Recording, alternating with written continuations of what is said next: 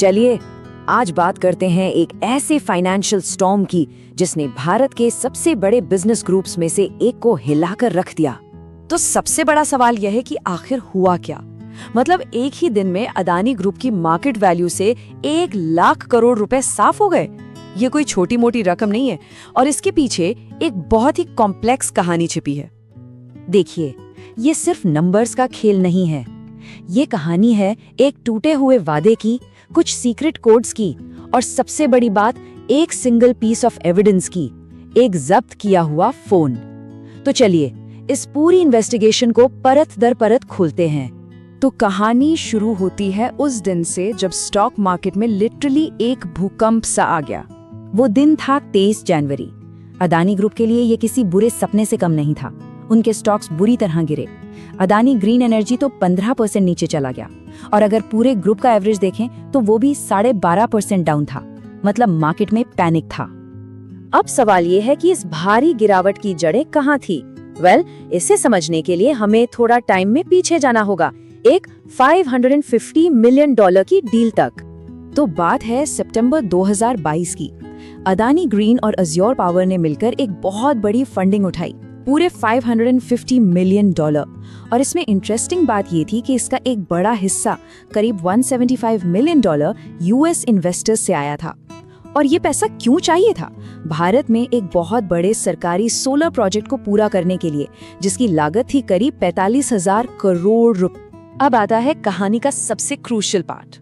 US investors से ये पैसा लेते वक्त इन कंपनीज को लीगली, मतलब रिटन में ये प्रॉमिस करना पड़ा कि इस फंड का इस्तेमाल किसी भी तरह की ब्राइबरी यानी रिश्वत देने के लिए नहीं किया जाएगा।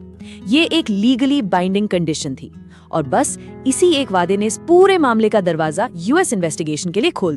तो सब कुछ ठीक ठाक चल रहा था, पर फिर यूएस गवर्नमेंट तक एक टिप ऑफ पहुंचा, एक ऐसी सीक्रेट इन्फॉर्मेशन जिसने इस पूरी इन्वेस्टिगेशन की डायरेक्शन ही बदल कर रख दी।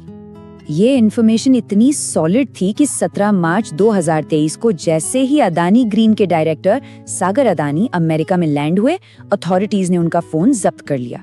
और यही फोन इस पूरे केस का सेंटर पॉइंट बन गया। तो आखिर इस फोन में ऐसा क्या था? इन्वेस्टिगेटर्स के मुताबिक ये फोन सबूतों का एक खजाना था। इसमें से निकले व्हाट्सएप मैसेजेस, इंक्रिमिनेटिंग फाइल्स और सबसे शॉकिंग, रिश्वत के लेन देन के लिए इस्तेमाल होने वाली कोडेड लैंग्वेज। और सिर्फ इतना ही नहीं, पेमेंट की पूरी डिटेल्ड इंफॉर्मेशन भी मिली। और ये कोड वर्ड्स भी बड़े इंटरेस्टिंग थे, जैसे numero Uno, the big Ben. Investigators का मानना है कि ये कोड्स असल में ब्राइबरी के लेन देन को छुपाने के लिए इस्तेमाल हो रहे थे। इससे पता चलता है कि पूरी डील को कितना सीक्रेट रखने की कोशिश की जा रही थी। तो इन सारे सबूतों को जोड़कर इन्वेस्टिगेटर्स ने जो पूरी पिक्चर बनाई है वो कैसे दिखती है? चलिए इस कथित ब्राइबरी स्कीम की पूरी वर्किंग को समझते हैं। इन्वेस्टिगेटर्स के हिसाब से ये पूरा प्लान 4 सिंपल स्टेप्स में काम कर रहा था। स्टेप 1, नो ब्राइबरी का प्रॉमिस करके यूएस से फंड उठाओ। स्टेप 2, उसी पैसे से स्टेट्स की जो बिजली डिस्ट्रीब्यूशन कंपनीज होती हैं यानी डिस्कॉम्स, उनके ऑफिशियल्स को सीक्रेटली रिश्वत दो। स्टेप 3, बदले में उन ऑफिशियल्स से बढ़ी हुई कीमतों पर पावर कॉन्ट्रैक्ट साइन करवाओ। एंड फाइनली स्टेप 4, इस तरह से कंपनी के प्रॉफिट्स को इल्लीगली बूस्ट करो। सिंपल। इन्वेस्टिगेशन रिपोर्ट में कुछ स्टेट्स के नाम भी सामने आए हैं।